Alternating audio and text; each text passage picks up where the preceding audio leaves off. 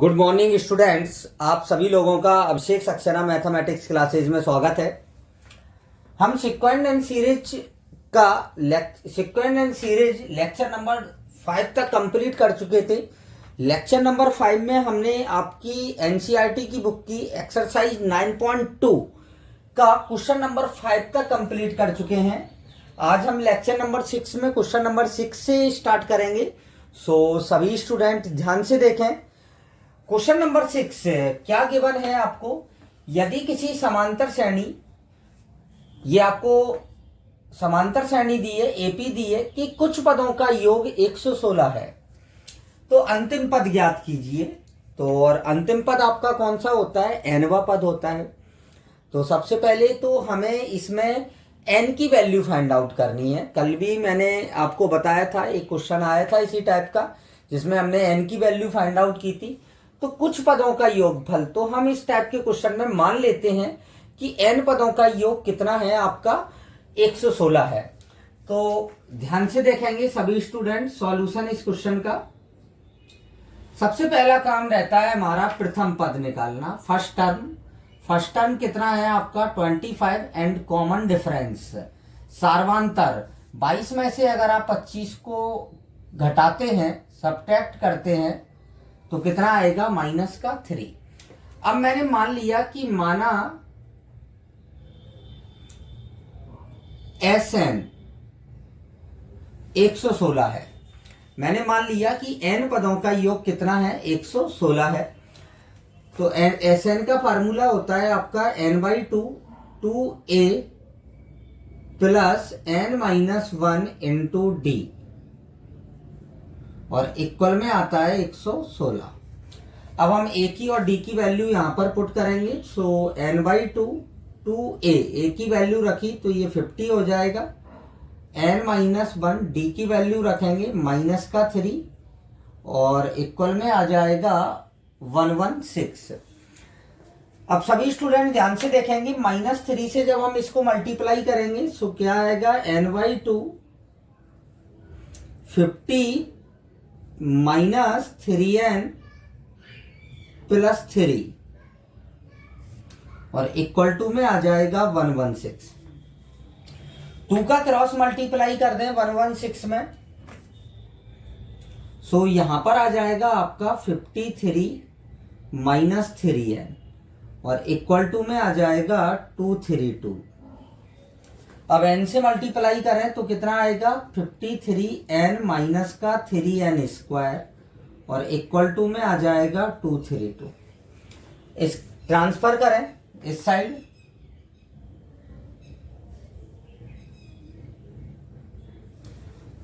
तो कितना आ जाएगा? 3n स्क्वायर पॉजिटिव हो जाएगा, माइनस का 53n आ जाएगा और प्लस में आ जाएगा 232 इक्वल टू 0।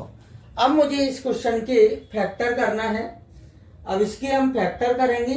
सो सभी स्टूडेंट ध्यान से देखेंगे, जब 3 का 232 में मल्टीप्लाई करेंगे, पहले मल्टीप्लाई करके और इसके आपको फैक्टर करने हैं। फैक्टर थोड़ा सा टफ है, आप इसमें श्रीधराचार्य मेथड का भी यूज कर सकते हैं। सो इसके मैं फैक्टर कर, इसके जो फैक्टर आएंगे वो आपके 24 और 29 आएंगे। मैं आपको बता दूं तो 3n स्क्वायर माइनस का 24n और माइनस का 29n प्लस का 232 इक्वल टू 0। अब इसमें से 3n कॉमन ले लें।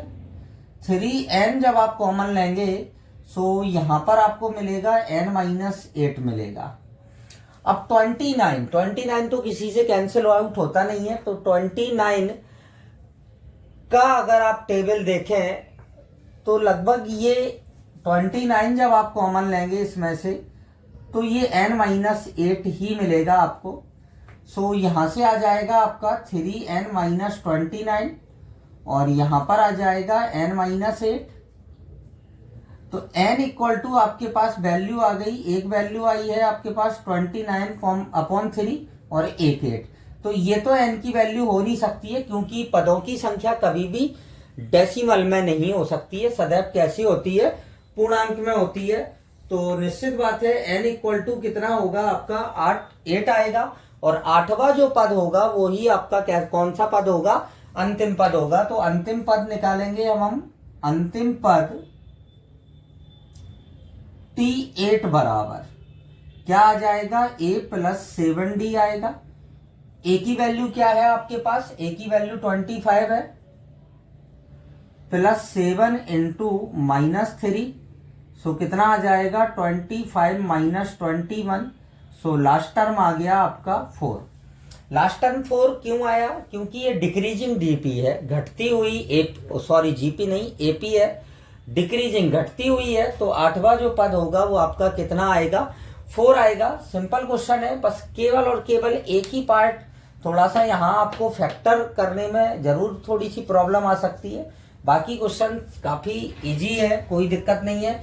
अब आप इसको नोट कर लें।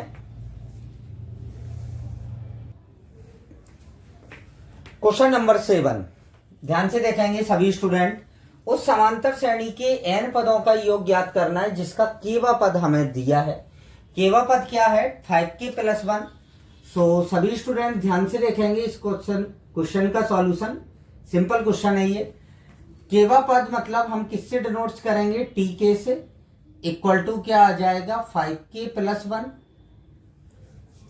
सबसे पहले हम फर्स्ट टर्म निकालेंगे, k की जगह हमने 1 रखा, तो 5 इंटू 1 + 1 इक्वल टू कितना आएगा 6।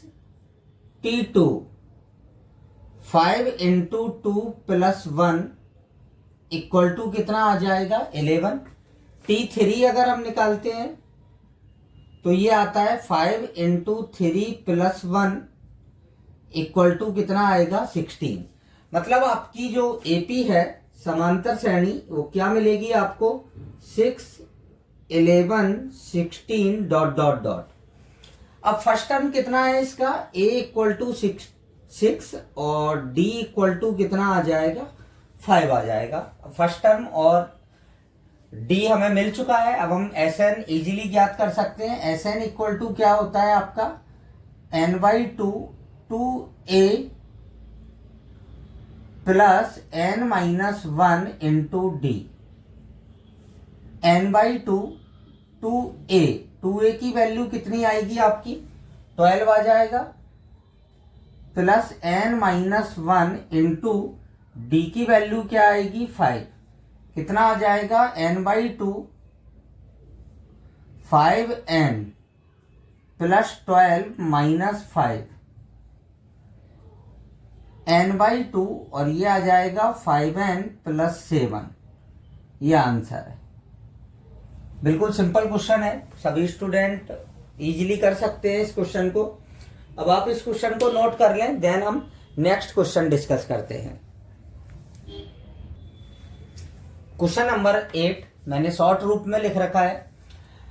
मैं आपको बता दूं कि समांतर श्रेणी के n पदों का योगफल हमें दिया गया है, तो हमें श्रेणी का सार्वांतर ज्ञात करना है, कॉमन डिफरेंस फाइंड आउट करना है। कैसे निकालेंगे, ध्यान कीजिए, मैंने आपको एक मेथड बताया था, नोट में मैंने लिखाया था और कहा भी था, ये काफी मोस्ट कंसेप्ट है, इससे कॉम्पिटिटिव एग्जाम्स तक में क्वेश्चन आते हैं कि जब हमें किसी श्रेणी का Sn दिया रहता है तो हम Tn कैसे निकालते हैं। तो Tn इक्वल टू होता है Sn माइनस Sn - 1। सो सबसे पहले हम इसमें Tn निकालेंगे nवां पद, और nवां पद निकालते ही हम उसमें 1 और 2 रखकर T2 - T1 करेंगे तो आपको क्या मिल जाएगा, D मिल जाएगा। सो सबसे पहले मैंने यहाँ पर Sn - 1 की वैल्यू निकाली, Sn गिवन है तो यहाँ पर आ जाएगा Pn - 1 प्लस का Qn - 1 का स्क्वायर। सो ये आ जाएगा आपके पास Pn - P प्लस का Qn² प्लस 1 - 2n। यहाँ पर आ जाएगा Pn - P प्लस का Qn² प्लस Q माइनस का 2Qn, ये आएगा। अब हम निकालेंगे nवां पद।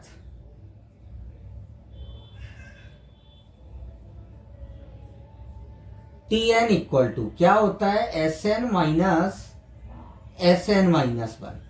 इसमें से हम इसको सब्ट्रैक्ट करेंगे, ध्यान से देखेंगे सभी student, P N plus Q N square. जब इसमें माइनस करेंगे तो जो पॉजिटिव है वो नेगेटिव हो जाएंगी और जो नेगेटिव है वो पॉजिटिव हो जाएंगी, मतलब माइनस का पी एन प्लस का पी माइनस का क्यू एन स्क्वायर माइनस का क्यू और प्लस का क्या आ जाएगा, two Q N. P N से ये P N cancel out, Q N square से Q N square cancel out. Overall आपको क्या मिला, टी एन आ गया आपके पास पी माइनस क्यू प्लस का टू क्यू एन, मतलब टी एन आपको मिल चुका है। अब हम निकालेंगे टी वन निकालेंगे तो क्या आएगा, P minus Q plus two Q, मतलब ये आ जाएगा आपके पास p plus Q. First term आया p plus Q, T two निकालेंगे जब हम तो ये आएगा p माइनस क्यू प्लस का 4q, तो ये आ जाएगा p प्लस 3q। अब कॉमन डिफरेंस जो सार्वांतर होता है वो क्या होता है आपका, t2 minus t1। t2 minus t1 करेंगे तो p से p कैंसिल आउट, 3q में से q जाएगा तो ये क्या आ जाएगा, 2q, मतलब सार्वांतर आ गया आपका 2q, यही आंसर है। वैसे मैं आपको बता दूं, मैं आपको डायरेक्ट भी ये कंसेप्ट बता चुका हूं, जब भी n पदों का योगफल क्वाड्रेटिक रूप में दिया हो, द्विघातकीय रूप में, तो अधिकतम घात के गुणांक q का दुगना श्रेणी का क्या होता है, सार्वांतर होता है। तो वैसा ही आपका आंसर आया है, यहाँ q था और यहाँ सार्वांतर कितना आया, 2q आया। अच्छा क्वेश्चन है, इस टाइप के क्वेश्चंस पूछ लिए जाते हैं एग्जाम में।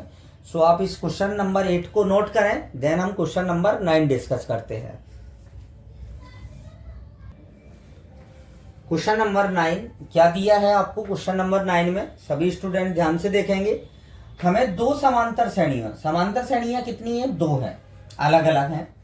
दो समांतर श्रेणियों के n पदों के योग का अनुपात 5n प्लस 4 अनुपात 9n प्लस 6 हो तो 18वें पदों का अनुपात ज्ञात करना है। हमें 18th टर्म का रेशियो फाइंड आउट करना है। सबसे पहले तो दो समांतर श्रेणियां हैं, तो निश्चित बात है दो समांतर श्रेणियां अलग अलग हैं, तो इनके प्रथम पद भी अलग होंगे, सार्वांतर भी अलग होंगे। तो सबसे पहला काम है आपका, माना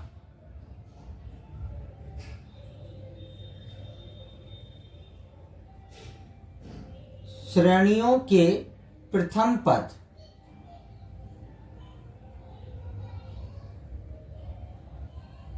क्रमशः A1, A2 व सार्वांतर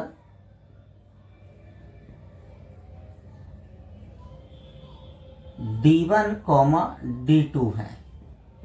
पहला काम है आपका कि पहले आपको प्रथम पद मानने हैं और सार्वांतर मानने हैं।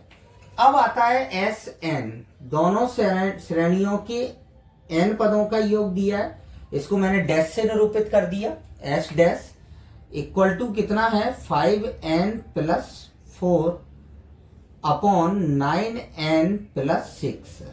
अब ध्यान से देखेंगे सभी स्टूडेंट, n पदों के योग का फार्मूला लगाएंगे यहां पर हम, तो 2a1 प्लस n माइनस 1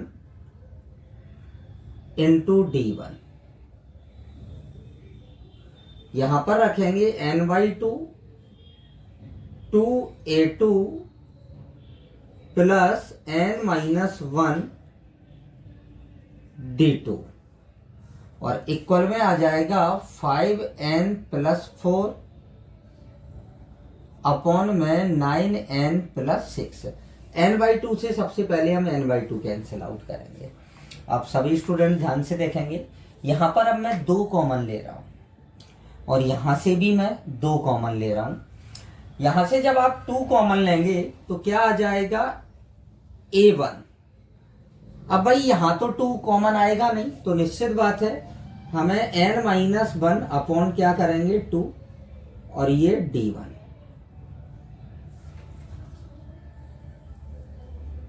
यहां भी 2 कॉमन लेंगे तो ये आ जाएगा A2 प्लस n-1/2 D2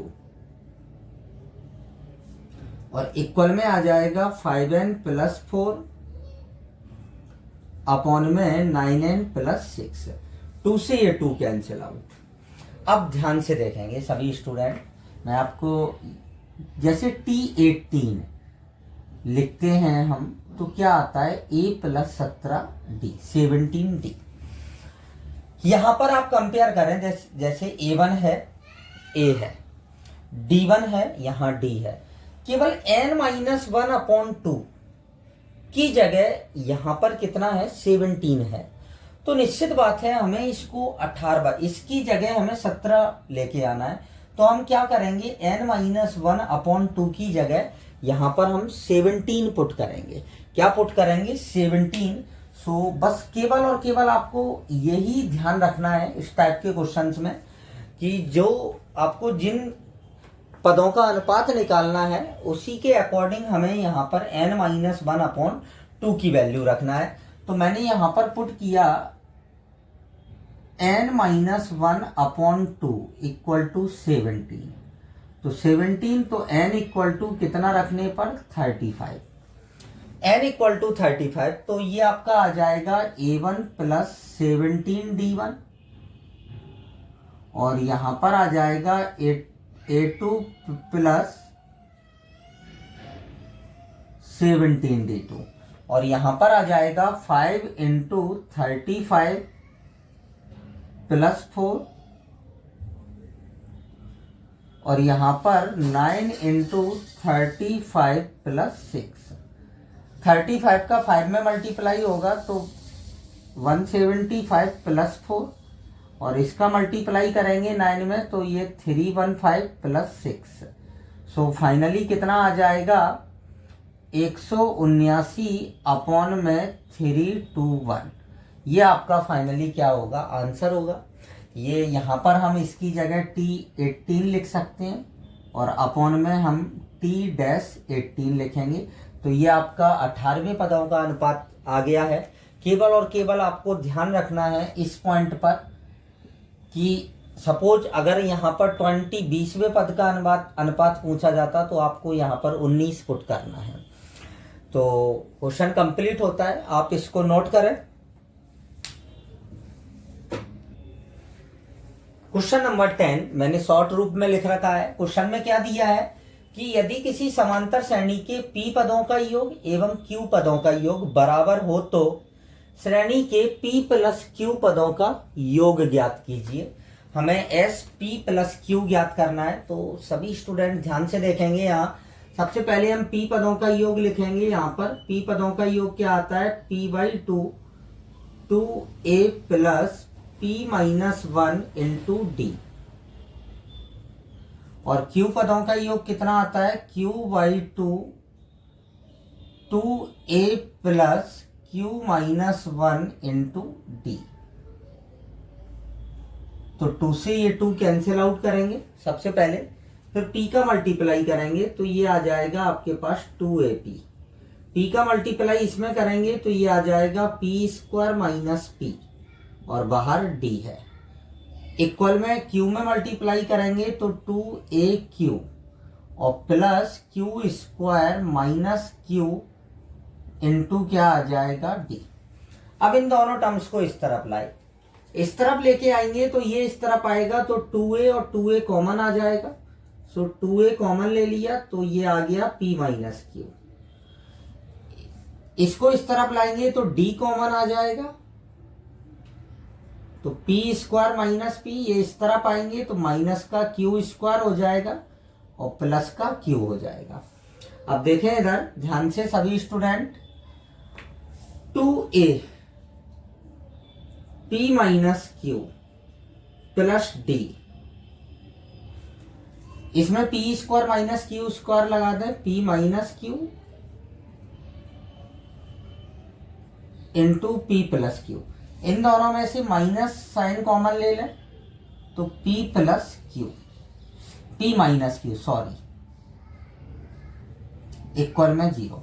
अब आप देखें कि P minus Q, P minus Q, P minus Q सभी में ऐसे कॉमन ले लेंगे आप, तो P माइनस क्यू, यहां पर क्या बचेगा 2a प्लस यहां पर P प्लस क्यू मिलेगा -1 और D इक्वल टू क्या आ जाएगा 0।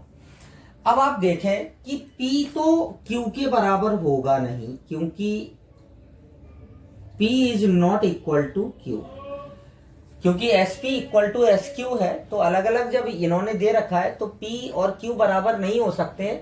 अगर ये दोनों बराबर हुए तो ये तो एक ही होगा, चाहे SP हो चाहे SQ हो।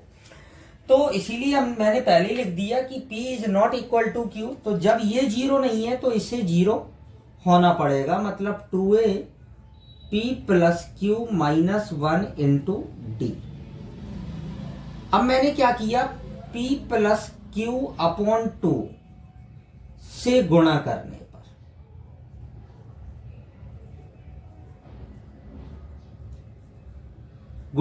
पर जब आप मल्टीप्लाई करेंगे तो क्या आ जाएगा, ध्यान से देखेंगे सभी स्टूडेंट, कि P प्लस क्यू अपॉन 2 और यहां पर आ जाएगा 2a plus P plus Q -1 into D, और इससे मल्टीप्लाई करेंगे तो ये आ जाएगा 0।